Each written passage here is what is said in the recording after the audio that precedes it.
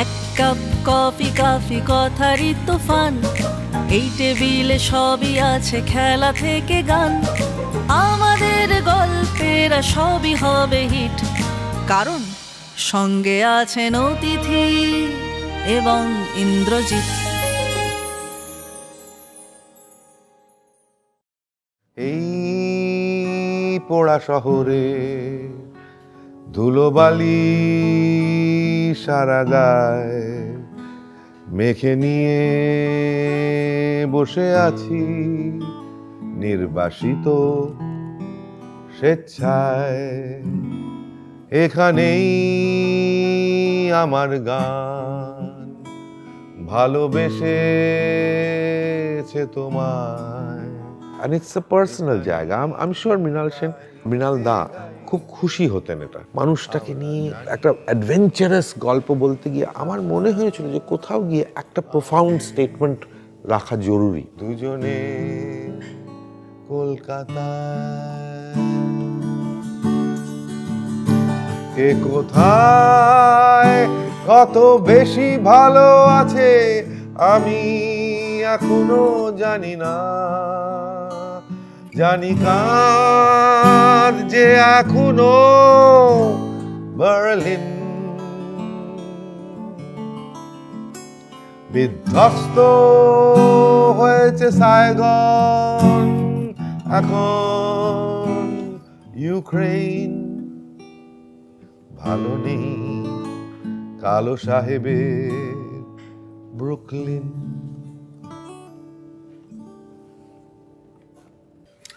নমস্কার এবং ইন্দ্রজিৎ চ্যানেলে আজকে আমার সঙ্গে যারা আছেন তাদের পরিচয় দেওয়ার মনে হয় না কোনো দরকার আছে, বাট জাস্ট আ ফর্মালিটি।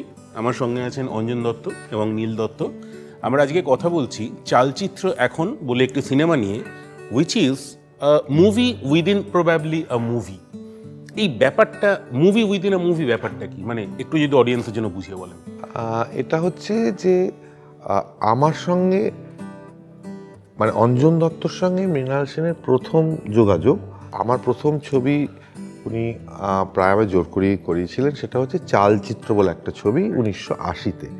তখন আমার বয়স ওয়াজ 26 আর ওনার বয়স ওয়াজ 57-58। সেই সময় আমি যেরকম ছিলাম সেই লোকটা আর মৃণাল সেন, এই দুজনে এই ছবিটা করতে করতে করতে করতে এদের যে সম্পর্কটা হয়েছিল, এদের যে রিয়েলাইজেশন হলো, সেটারই গল্প এটা। কিন্তু খুব বেশি চালচিত্রের গল্পটা খুব বেশি নেই। So is it more of a tribute or a family paying respect to another family? কারণ আমার ধারণা যে আপনাদের দুজনদের পরিবারই দুজনের খুব কাছাকাছি এসে গেছিল। হ্যাঁ, মানে ইট ইজ অলমোস্ট একটা ফ্যামিলি আর একটা ফ্যামিলিকে, অবভিয়াসলি এটা আমার ট্রিবিউট, মানে আমি মৃণাল সেনকে একটা ট্রিবিউট দিচ্ছি। কিন্তু এটা যখন আমরা ঠিক করি করব এবং স্ক্রিপ্টটা তৈরি হয়, তখন বেশ কিছু প্রবলেমস আমরা ফেস করি যে কিভাবে হবে কিভাবে। তখন একটা জিনিস আমরা ঠিক করি, সেটা নীল ডিসাইড করে যে ছবিটা আমরা নিজেরাই ফান্ড করব। ওকে, না হলে এক তো আমরা যেভাবে করতে চাইছি এটা যদিও একটা পিরিয়ড 1980-তে করা, তবুও পিরিয়ড পিস হিসেবে আমরা করব না। আমরা আক্ষরিক অর্থে অঞ্জন দত্ত ঠিক যেরকম দেখতে ছিল, মৃণাল সেন ঠিক যেরকম দেখতে ছিল, কথা যেরকমভাবে বলতো সেটাও করব না। অ্যাটিটিউডটা আমরা বার করব। গীতা সেনের অ্যাটিটিউডটা, কে কে মহাজনের অ্যাটিটিউডটা, উৎপল দত্তের অ্যাটিটিউডটা বেরিয়ে এলে হবে। লোকে যাতে বোঝে যে হ্যাঁ এই হচ্ছে উৎপল দত্ত, এই হচ্ছে মৃণাল সেন, সেইটুকু হলেই হবে। সো এইটা চট করে, এই এক্সপেরিমেন্টটা চট করে একটা প্রডিউসারকে বোঝানো খুব মুশকিল হবে যে 80-র দশকে হঠাৎ একটা ইনোভা গাড়ি কেন চলে যাচ্ছে সামনে দিয়ে। নাও এটা আমরা কনসিয়াসলি ডিসাইড করেছি যে এটা করবো, তার কারণ হচ্ছে এখনও এটা ভ্যালিড, এখনও মৃণাল সেন ভ্যালিড, এখনও সেই সম্পর্কটা ভ্যালিড, এখনও সেই কলকাতাটা আছে, এখনও একটা বয়স্ক মানুষ আর একটা অল্প বয়সী মানুষকে পাল্টাতে পারে, মেন্টেড এই সম্পর্কগুলো হতে পারে। কলকাতায় এখনও সেই কেয়সের মজাটা আছে। অ্যান্ড ইটস এ পার্সোনাল জায়গা। আমি শিওর মৃণাল সেন বা মৃণাল দা খুব খুশি হতেন, এটা নীলের কথায় খুব খুশি হতেন, নীলের গানটা পছন্দ দেখে আনন্দ পেতেন। এখানে আমার নীলের কাছে একটা ছোট প্রশ্ন আছে। চালচিত্র এখনে আমরা যেটা শুনলাম যে অত কনসিয়াসলি সময়টাকে ধরিনি, তার মানে মিউজিক উইল বি ডিফারেন্ট। তো তার সঙ্গে এখনকার যে মিউজিক স্টাইল, যে গানটা আমরা টাইটেল ট্র্যাকে দেখেছি, কি মানে লুক অ্যান্ড ফিলে মেশাতে কিছু? তো আমার কাছে বেসিক্যালি এটা মৃণাল সেন এবং অঞ্জন দত্তের একটা গল্প। So Anjan Dutta finally became a singer song writer, so গান has to be there, Anjan দত্তর মতোই গান হতে হবে।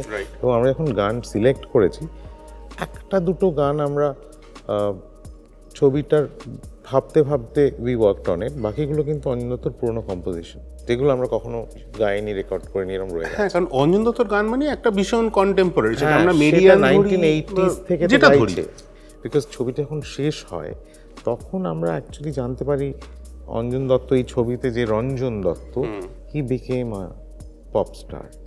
ওকে, অ্যান্ড সেটা সুতরাং how do I go show that, ওই এস্টাবলিশ করাটা ওই গানের গানগুলো, গানে ব্যালাডস অফ দ্য সিটি।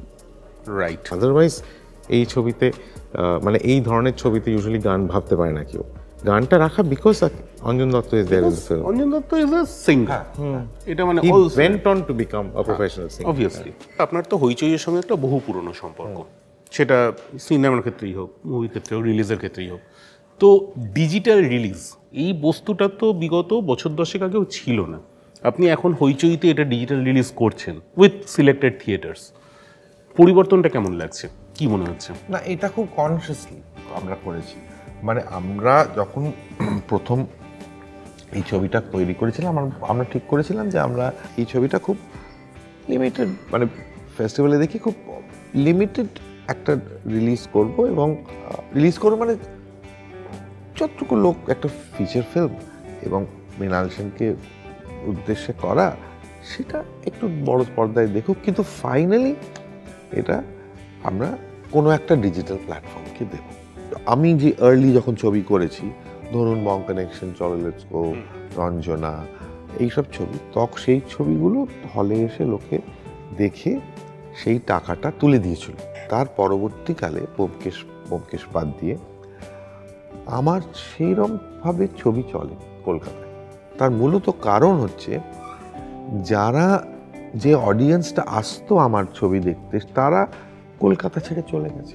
আমার গানের প্রোগ্রামও, আমি আর নীলজের গানের প্রোগ্রামে যাই, সেগুলো মূলত দেশের বাইরে বা কলকাতার বাইরে। হ্যাঁ, মানে ওই বয়সী সময়টা ওদিকে চলে গেছে। অর্থাৎ তারা কিন্তু আমাকে আমেরিকায় ডেকে নিয়ে গিয়ে ট্যুর করছে, বা কানাডায় বা অস্ট্রেলিয়ায়। তো আমায় ডেফিনেটলি তাহলে এমন একটা প্ল্যাটফর্মে যেতে হবে যেখানে গ্লোবাল বাঙালি দেখছে। যারা বাংলা সিনেমা দেখতে চায় তারা হইচইতেই বাংলা অনেক ইজিলি দেখছে, এটা ঘটনা। সুতরাং আমাদের কাছে first it was we need to reach out to people, because কলকাতার অডিয়েন্সও আমি জানি না কজন খুব একটা হলে যায় রেগুলারলি, ইটস নট পসিবল। এবং সেখানে আমাদের মনে হয়েছে হইচই একদম চোখের সামনে is the first Bangla platform which comes in mind. এবং সেই সঙ্গে what you mention is the limited release in theatre, select theatre, which is very important personally. That really is personally important because it's a finally a tribute to Mrinal Sen. ঠিক। এবং মৃণাল সেনের ছবি বড় পর্দায় দেখবে না কিছু মানুষ, সেটা হতে পারে না। আমাদেরও এটা ইচ্ছে, যখন আমরা প্রডিউস করেছিলাম, we also wanted to that finally কয়েকটা হলে যদি দেখানো যায়, বিকজ আমি মনে করি এটা, এবং আমি অন্য ছবির ক্ষেত্রেও দেখেছি, যারা ছোট পর্দায় দেখছে, বাট একটা অডিয়েন্স আছে যারা গিয়ে দেখতে চায়। মৃণাল সেনের ছবি নন্দনেই আসতো, নন্দনেই দেখানো হতো। এই কানেকশনটা আছে, মানে একটা কোথাও গিয়ে ওই সিঙ্গেল হল সঙ্গে মৃণাল সেনকে রিলেট করা যায়, একটা মাল্টিপ্লেক্সের সঙ্গে হয়তো যায় না, জানি না। মৃণালদা থাকলে অবশ্য, মৃণালদা আমার ছবিগুলো মাল্টিপ্লেক্সেই দেখেছেন। এই কনফিডেন্সটা কি কোনো কারণে আপনার থিয়েট্রিক্যাল ব্যাকগ্রাউন্ড বা ওই সময়কার যে নাটকের ব্যাপারটা সেখান থেকে এসছে, যে আমি আমার মতো করে করবো, এবার অডিয়েন্সের হাতে বাছার উপায় রইল? না, দেখুন, এই কনফিডেন্সটা এসছে to by facing reality that, and এটা এসেছে খানিকটা আমার যাদের সঙ্গে কাজ করেছি, তারা তাদের লিমিটেশনসগুলোকে অ্যাকসেপ্ট করেও এগিয়েছে। Mrinal Sen is one of those people who was very clear about it. উনি বলতেন যে, দেখো, আমি তো বলেছি, আচ্ছা মৃণাল, আপনার ছবি, মৃণাল দা, আপনার ছবিটা চলছে না, না আমার ছবি চলছে, তুমি একটা জিনিস ভুল করছো, আমার ছবি চলছে। আমার ছবি ধর 1000টা লোক, কলকাতায় 1000টা লোক দেখছে না, কিন্তু ফ্রান্সে দেখছে 10টা, জার্মানিতে দেখছে 300, সুইজারল্যান্ডে দেখছে, এইরকম করে 1000টা লোক কিন্তু দেখে নিচ্ছে। সবাই বাঙালি নয় সাহেব, সাবটাইটেল পড়ে দেখে নিচ্ছে। So that logic was beard exciting to me. So it is a fact, and সেই ফ্যাক্টটাকে অ্যাকসেপ্ট করে নেওয়াই ভালো, দ্যাট মানে একটু অন্য ধরনের ছবি বা certain kind of cinema will be watched by certain kind of people. মানে এটা তো ঘটনা। একটা জিনিস জানার আছে, এখানে বাবা ছেলে মিলে আপনারা একটা সিনেমা বানাচ্ছেন একজন মেন্টর আর একজন মেন্টির সম্পর্ক নিয়ে। মানে এটা আমার সামহ বেশ মজার লাগছে। কিছু বলতে চাইবেন আপনারা আপনাদের মতো করে এটা নিয়ে? আমার নীল কি বলবে আমি জানি না, আমার মনে হয়েছে দ্যাট এটা মানে মৃণালদার সঙ্গে আমার সম্পর্কটা বন্ধুত্বের সম্পর্ক। কোথাও গিয়ে অবভিয়াসলি সে আমার বাবার মতো, তো কোথাও গিয়ে বাবা, কোথাও গিয়ে বন্ধু, কোথাও গিয়ে মেন্টর টিচার, মিলেমিশে একটা। এবং মৃণাল সেনের ছেলেও মৃণাল সেনকে বন্ধু বলে ডাকে। It's a similar kind of a সম্পর্ক, লাইক কুণাল সেন অ্যান্ড মৃণাল সেন।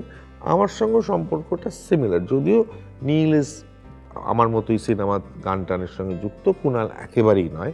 তো সেই জায়গা থেকে I think it was important that আমরা দুজনেই ছবিটা করি রাদার দ্যান অ্যান আউটসাইডার। এবং সেখান থেকে আমার মনে হয় যে আমাদের সম্পর্কটাও যেরম বাবা আর ছেলের সম্পর্ক হয় দেখি বেশিরভাগভাবে, ইটস নট দ্যাট ট্রেডিশনালি বা ওই রকম নয়, বন্ধুত্ব। আমরা দুজনে একসাথে গান করি, বাজাই, স্টেজে ট্যুর করি, অনেক কিছুই শেয়ার করি। এবং অবভিয়াসলি দের আর থিংস যেটা বাবা ছেলে সম্বন্ধের মধ্যে আছে, there is a line that is drawn, কিন্তু সেটা ছাড়াও আমরা তর্ক বিতর্ক অনেক কিছু করি, যেটা ইউজুয়ালি আমি কোনো বাবার ছেলেকে করতে দেখিনি। সেক্ষেত্রে আমার মনে হয়েছিল যেহেতু অঞ্জন দত্ত প্রোডাকশনস অনেক দিন ধরেই লাইন প্রডিউস করছি, এবার why not come properly as producers, because আমার মনে হয় যেটা আমাদের সিনেমায় ভালো প্রডিউসার্সের খুব প্রয়োজন, যাদের ভিশন ছবিটার সাথে থেকে যাবে। এই ব্যাপারটা আমি আরও রিলেট করতে পারছি, কারণ আমার সঙ্গে আমার ছেলের ব্যাপারটা হচ্ছে ও আমাকে তুই বলে ডাকে, আর মোটামুটি জীবনে প্রথম প্রেমে পড়লেও আমাকে এসে জানায়, আর প্রথমবার মার খেলেও আমাকে এসে জানায়।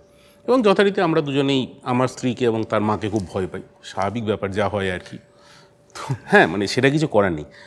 আচ্ছা, একটা জিনিস অনেক সময় দেখা যায় যে সিনেমাটা হয়তো এখন কমার্শিয়ালি ভয়ঙ্কর পপুলার হলো না, মানে মার কাট হলো না, সেটা ভবিষ্যতে কোনো একটা সময় গিয়ে কাল্ট স্ট্যাটাস পেলো। এই সিনেমাটা করার সময় কি কখনো সেরকম কিছু মাথায় এসছে? আমি জাস্ট বুঝতে চাইছি। না, আমি জানি না, মানে আমরা একটা সময় পেরিয়ে একটা সিনেমা বানাচ্ছি আর একটা সময়। আমার মনে হয় না এটা খুব কনসিয়াসলি হয়, জানেন, এটা হয়ে যায়। আমার মনে হয় না যে ধরুন আমি বা সুমন যখন তোমাকে চাই বা রঞ্জনা গাইছি, এই গান সুপার হিট হবে। But that definition, এটা is probably a wrong definition because it became success overnight. মহিনের প্রাণালী তখন কেউ শোনেনি, এখন শুনছে। 20 years later it became a cult. হ্যাঁ, কিন্তু সেটা কি ভাবেনি তো ওরা, ওরাও ভাবেনি, সেটা আমরা ভাবেনি। So I think something that becomes a cult because of time. কিন্তু সেটা ভেবে ওরা বা আমরা we are sure about that what we are doing is very interesting work. That is what we are sure. তো 10 তারিখে তো সিনেমাটি রিলিজ করছে হইচই প্ল্যাটফর্মে ডিজিটালি এবং ইন সিলেক্টেড থিয়েটার্স। কিন্তু আপনি আছেন, নীল আছে, একটা গান দিয়ে শেষ হবে না, এটা তো মানে বহুত না ইনসাফি হয়।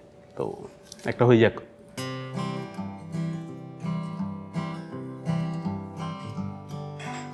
এই দেখো কোনো কিছু চলছে না, এই দেখো চলছে সব, এই দেখো কেউ কিছু বলছে না, এই দেখো কত কলরব।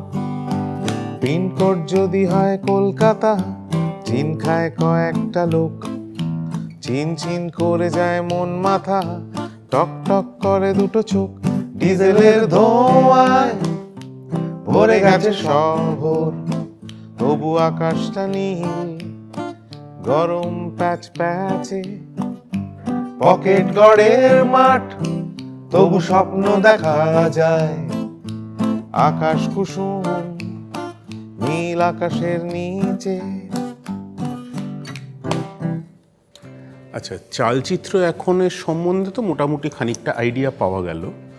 10 তারিখ খুব সম্ভবত এটি রিলিজ হচ্ছে, 10ই মে, যেটা হইচইতে রিলিজ হচ্ছে ডিজিটালি এবং ইন সিলেক্টেড থিয়েটার্স। তো আপনাদের যার যেখানে সুবিধে সেখানে দেখে জানান, কারণ it's an interesting storyline যে একটা সময়কে ধরা হচ্ছে আর একটা সময়ের পার্সপেক্টিভে with a tribute, let's put it that way. আর বাকি এবং ইন্দ্রজিৎ আপনারা জানান যে এই ধরনের সিনেমা বা এই সিনেমা নিয়েই আপনাদের কার কীরকম কী লাগলো, কী কী প্রশ্ন আছে, আমরা চেষ্টা করব কমেন্ট সেকশনে উত্তর দিতে। বাকি সিনেমাটা দেখুন আর আমাদের একটু লাইক শেয়ার সাবস্ক্রাইব করুন, ভালো লাগবে।